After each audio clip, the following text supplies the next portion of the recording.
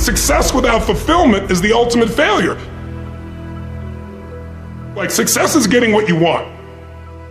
Fulfillment is living what you're made for. Fulfillment and success, they're not even in the same universe. People ask me all the time, what does it take to be happy? And I always tell them it's really simple. One word, progress. Progress equals happiness. If you keep growing, you're gonna feel alive. And if you keep growing, you're gonna have more to give. It doesn't matter how many statues, Oscars they give you, or Emmys, or how much money you have in the bank. We've all seen people have all those things, and I get the phone call because they're depressed, or somebody commits suicide in that area. It's really an inner game, and I think that's what's missing for us today. Everybody's focusing on the outside world, and there's a lot of things in the outside world you'll never be able to control. You can influence, but you can't control it.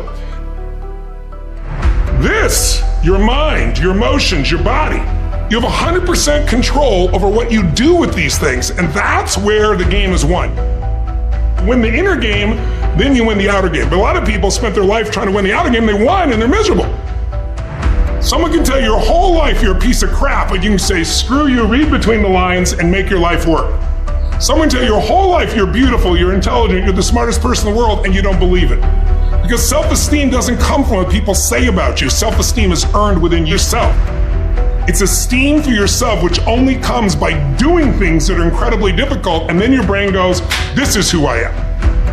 You really gotta figure out what you're made for, and nobody knows in the beginning.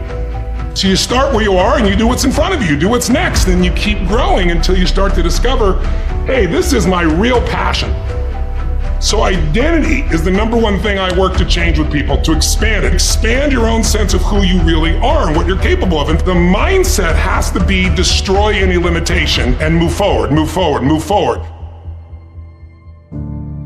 I think passion is the genesis of genius. If you've got enough passion, you're gonna find answers nobody else does. But most people run out of fuel, meaning they get tired, they get exhausted, they get burnt out, they get the law of familiarity. They're around something so much they take it a little bit for granted.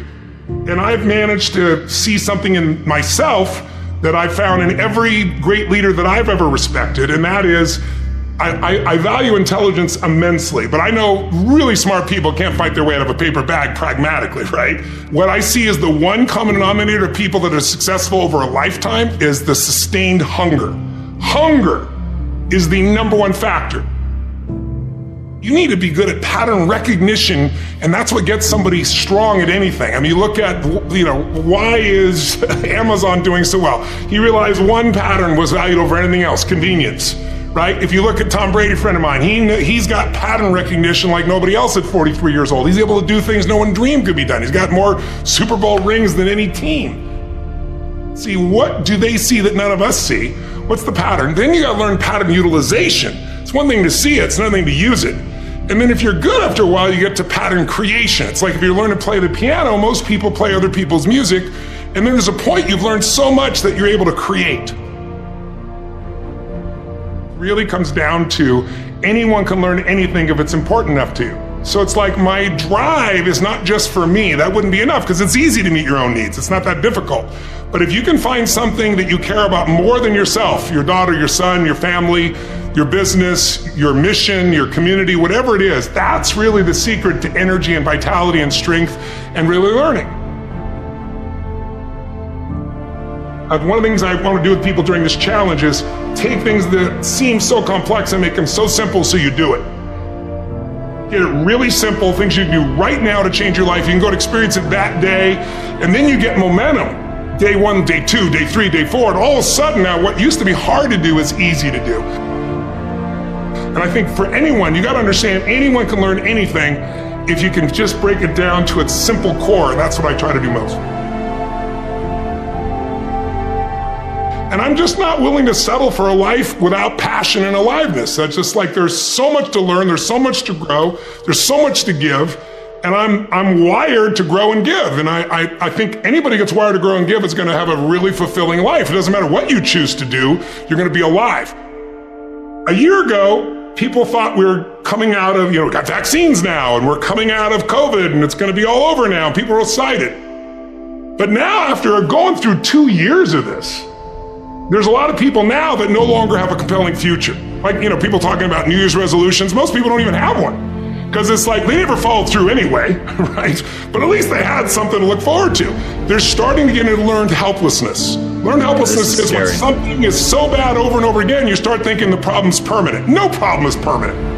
Or you start thinking the problem's pervasive because I haven't handled my finances, my whole world's over. Or because my relationship's bad, my whole world's over. Your life is bigger than that. My goal right now is to shake that up for people. People need a new perspective, and you can't do it by just sitting and thinking.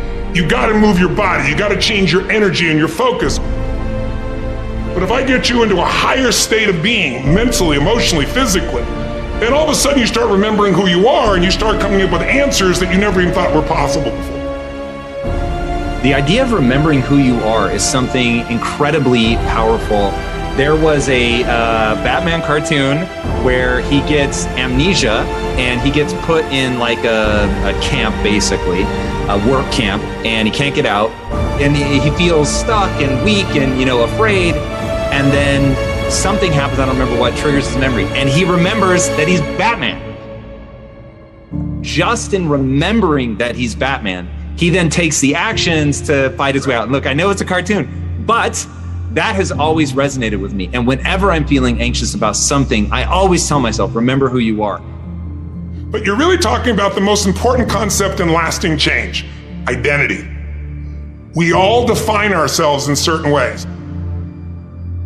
So you start where you are and you do what's in front of you, do what's next, and you keep growing until you start to discover, hey, this is my real passion. And it can change. People go for 5, 6, 7 years and then they usually question their business, their career, their body, their relationships. And then one of two things happens. They change direction and feel renewed, or they go, no, I got a great deal here. What the hell's wrong with me? And they recommit and they get stronger.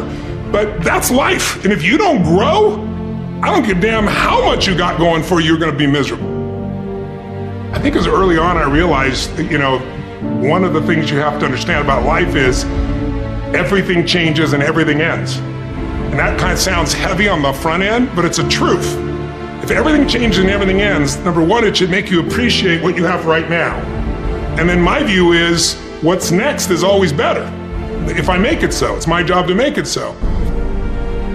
And I think that's how we have to navigate. But most of us have been conditioned not to take a risk. People ask me all the time, what does it take to be happy? And I always tell them it's really simple. One word, progress.